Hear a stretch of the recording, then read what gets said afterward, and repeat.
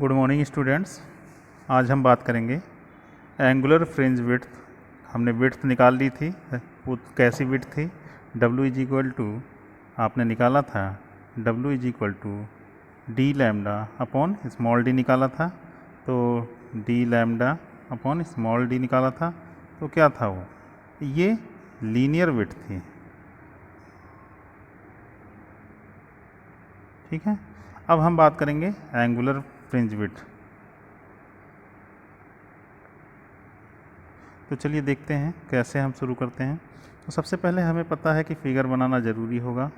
आप देख सकते हैं इस तरह से यहाँ पर इंटरफ्रेंस होता है और यहाँ से यहाँ तक के रेज जाती हैं, तो ये कितना एंगल बनाता है? थीटा एंगल बनाता है। यहाँ पर कितना होता है? XM होता है। यहाँ तक की बात कर रखा था। और यहाँ तक की दूरी कितनी होती है, डिस्टेंस होती है, वो कैपिटल D होती है। ठीक है भाई। अगर हम बात करें कि एंगुलर डिस्टेंस की बात करें तो tan theta is equal to कितना निकल के आएगा? tan theta is equal to निकल के आएगा XM divide by capital D, perpendicular divide by base. ठीक है भाई। या इसी को हम कहते हैं बहुत छोटा एंगल है theta. Theta is equal to क्या कहते हैं हम इसे? XM अपॉन D मान सकते हैं। ठीक है भाई, यही बात कर रहे थे। XM की वैल्यू आपने निकाल रखी थी, कितनी निकाल रखी थी? XM is equal to small m D lambda upon cap small d। ठीक है भाई, तो ये चीज़ें आपने निकाल रखी हैं XM की वैल्यू। तो अब आपको पता है कि theta m is equal to कितना होगा?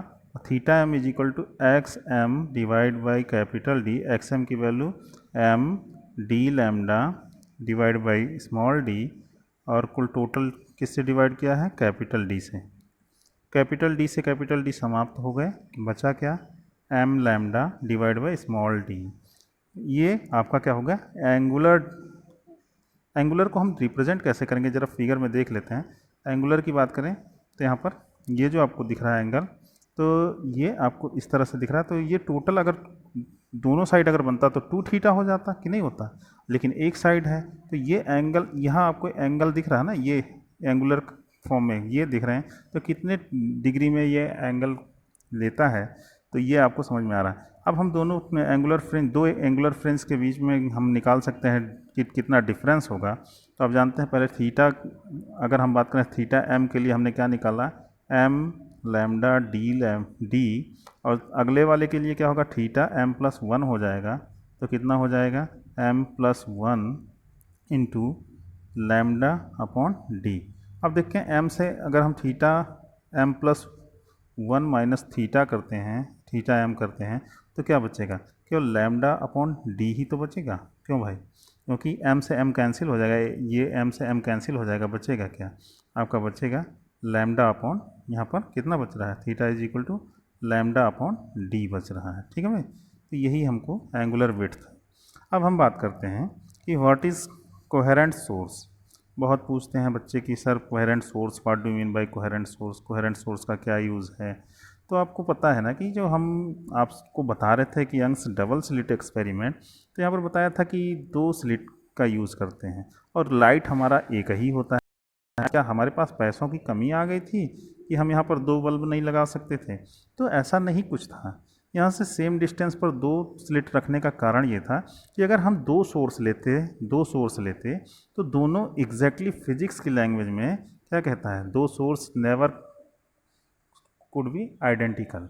ये कभी आइडेंटिकल नहीं हो सकते। ठीक है, ये अगर 99% लाइट देगा तो ये 100 देगा, तो दोनों कभी भी एग्जैक्ट नहीं हो सकते, 99.9 का ही डिफरेंस होगा। इसलिए हम क्या करते हैं कि यहाँ पर सिंगल सोर्स का यूज़ करते हैं और उसी को हम 2 पार्ट में डिवाइड करके उनसे हम इंटरफेरेंस की बात करते हैं। ठीक है, तो कोहेरेंट सोर्स के बारे में यहाँ क्या कहा गया है ज़रा आप देख लीजिए।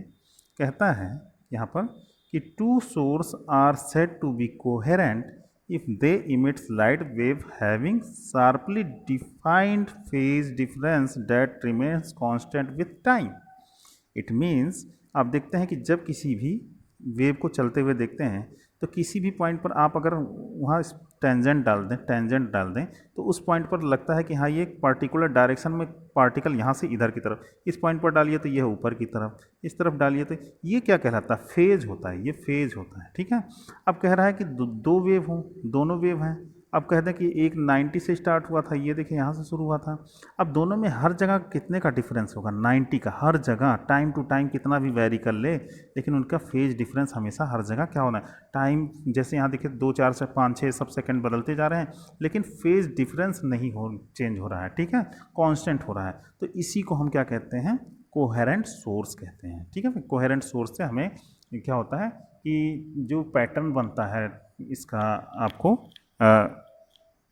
इंटरफ्रेंस का, वो कांस्टेंट बनता है, ठीक है। ऐसा नहीं होता है कि कुछ जगहों पर तो 2 डिजाइन बन रही हैं, इस तरह से बन रही हैं कहीं डिजाइन, तो अगली जगह पर पता लगे ऐसे हो जाए और ऐसे हो जाए, तो ऐसा नहीं होना चाहिए। हमें आइडेंटिकल शेप में मिलना चाहिए, ठीक है भाई, आइडेंटिकल शेप में मिलना चाहिए, ठीक है, हर जगह पर समान वो मिलना चाहिए।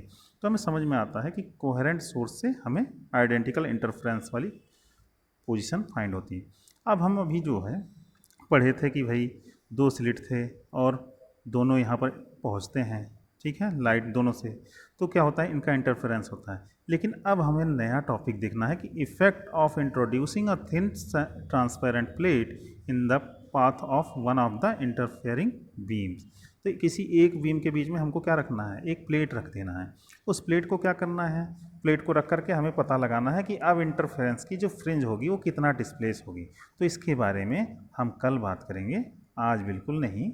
आज जितना टॉपिक आपको पढ़ाया गया है उतना रिवाइज करेंगे। आज के लिए इतना ही, धन्यवाद।